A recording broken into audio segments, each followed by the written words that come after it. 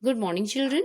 Today we will start lesson 16, The Mysterious Visitor, part 2. So, people come to arrest the mysterious visitor, but his strange secret allows him to resist, leading to a fight and general confusion. So, Hall was the first at the visitor's room and he pushed the door open. Do what you must do, he said to Jeffers. Jeffers was a policeman. Jeffers walked in, then Hall with Wedgers last.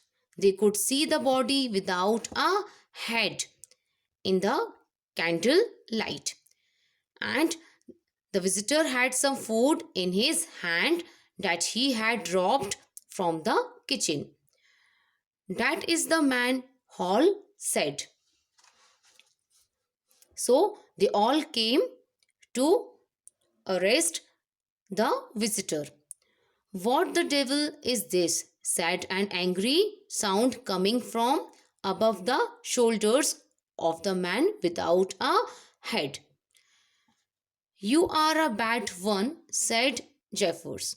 But head or no head, you are going to prison.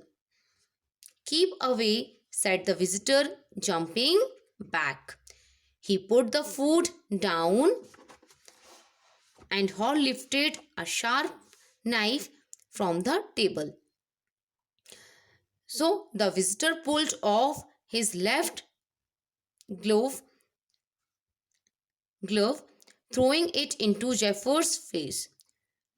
Jeffers was holding him by an arm without a hand and was feeling for his invisible throat. The visitor kicked him in the leg. This made Jeffers shout, but he did not let go of the man. Hall pushed the knife across the table to Wedgers. Get his feet, said Jeffers between his teeth. Hall tried to obey but was kicked in the ribs, making him lose his hold, and Wedgers, seeing the man with no head now on top of Jeffers on the floor, left in fear with the knife in his hand. He ran into Mr. Huckster, a store owner, and another man who were coming to help Jeffers. At the same time, 3 or 4 bottles were knocked from the desk, breaking and filling the room with a strong smell. I will stop, said the visitor, getting to his feet. He was breathing heavily and looked very strange. He was without a head or hands, for now he had pulled off his another glove. It is no good, he said, finding it difficult to breathe. It was strange to hear words coming from an empty space. But success people were not easily surprised.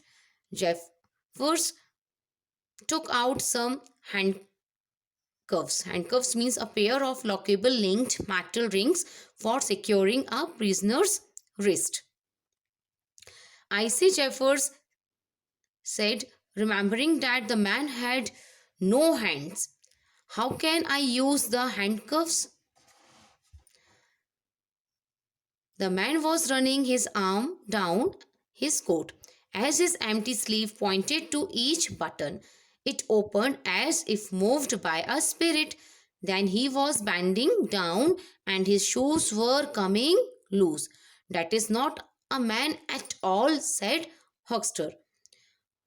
All it is empty clothes. Look, you can see inside his shirt through the neck as he bends over. He put out his hand, but it hit something in the middle of the air. He pulled his hand back with a cry of surprise. Do keep your fingers out of my eye, said the invisible man. I am all here head, hands, legs, eyes, and all other parts, but I am invisible. As I am having, what he said, I am having head, hands, legs, eyes, and all other parts, but I am invisible. It is very difficult for me, but it is the truth. And it is no reason for me to be pushed in the eye by each stupid person in IPing. There were many others now in the room, invisible. Did you at any time in the past hear of a thing like this? Asked Huckster.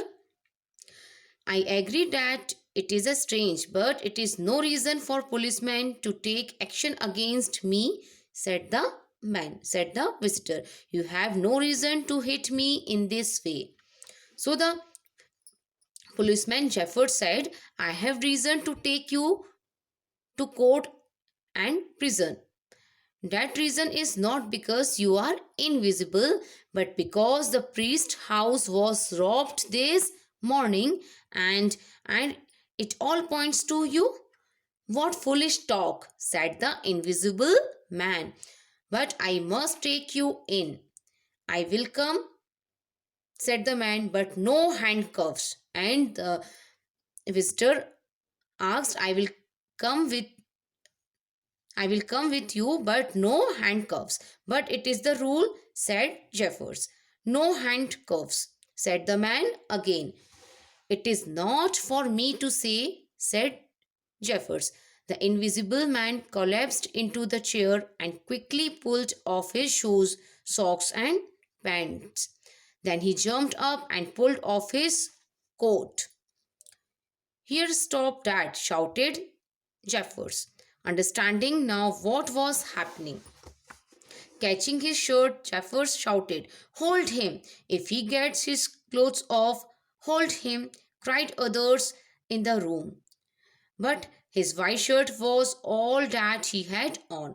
A shirt sleeve hit Jeffers strongly in the face, making him fall backward. The buttons of the shirt came apart.